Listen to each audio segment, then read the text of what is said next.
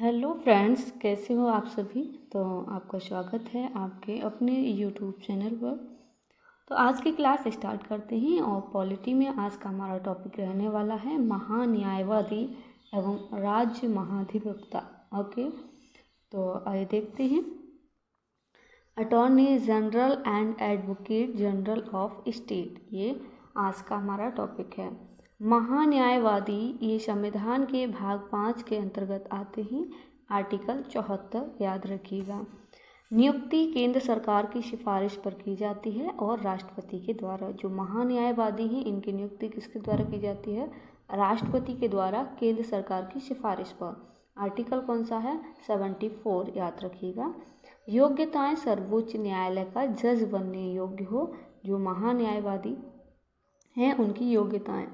कार्यकाल राष्ट्रपति के प्रसाद पर्यंत होता है। ये इनका जो महान्यायवादी हैं इनका कार्यकाल किसके अंतर्गत होता है? तो राष्ट्रपति के।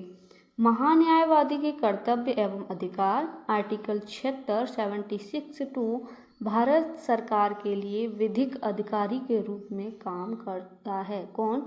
जो महान्यायवादी हैं वो भारत सरकार के लिए विधिक अधिकारी के रूप में कार्य करते हैं और भारत सरकार के किसी भी न्यायालय में पक्ष रख सकते हैं। जो महान्यायवादी हैं उनको ये अधिकार है।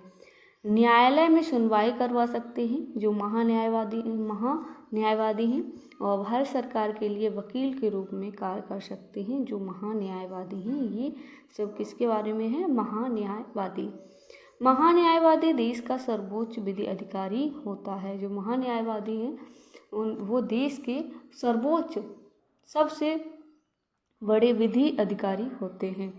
नेक्स्ट आर्टिकल 88 में लिखा है कि महान्यायवादी संसद की कार्यवाही में हिस्सा, विचार, परामर्श कर सकता है, बोल सकता है, लेकिन वोट नहीं दे सकता है। जो महान्यायवादी है इन्हें वोट देने का अधिकार नहीं है। ये संसद में बोल सकते हैं, विचार कर सकते हैं, परामर्श दे सकते हैं, लेकिन वोट नहीं दे सकते।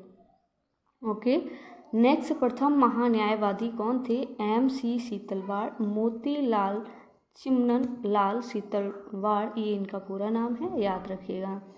साथ ही आपको कमेंट बॉक्स में बताना है वर्तमान में महान्यायवादी कौन है। तो ये आप वीडियो देखने के बाद कमेंट बॉक्स में बता सकते हैं। नोट में दिया है अटॉर्नी जनरल भारत सरकार का पूर्णकालिक वकील नहीं होता है, इसीलिए महान्यायवादी को निजी मुकदमे लड़ने से कोई नहीं रोक सकता है। जो महान्यायवादी होते हैं ये सरकारी वकील नहीं होते हैं, इसीलिए इनको निजी मुकदमे लड़ने से नहीं रोका जा सकता है। ओके, नेक्स्ट राज्य महाधिवक्ता ये संविधान के भाग 6 में आते हैं, याद रखिएगा।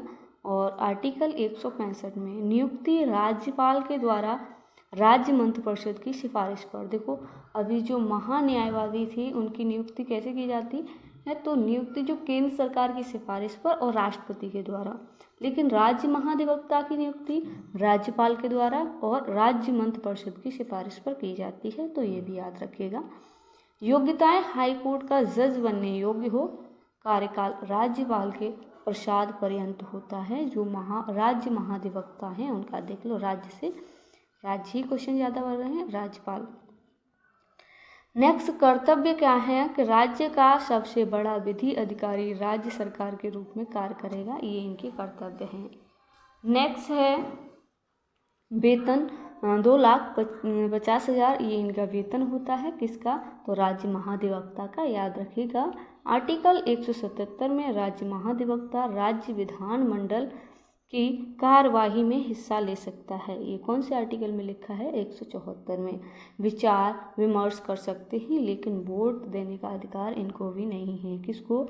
राज्य महाधिवक्ता को। तो ये हमारा छोटा सा टॉपिक था जिसे मैंने कंप्लीट कर दिया है। अगर इससे क्वेश्चंस बनेंगे तो आप ज़रूर करके आएंगे एग्ज़ाम में। और आज के लिए इतना ही। इससे आगे हम नेक्स्ट वीडियो में नेक्स्ट टॉपिक लेके आएंगे। अब लगभग में हमारी पॉलिटी पूरी होने वाली है, उसके बाद हम नेक्स्ट सब्जेक्ट को शुरू करेंगे। तो आप अपनी तैयारी को करते रहें अच्छे से।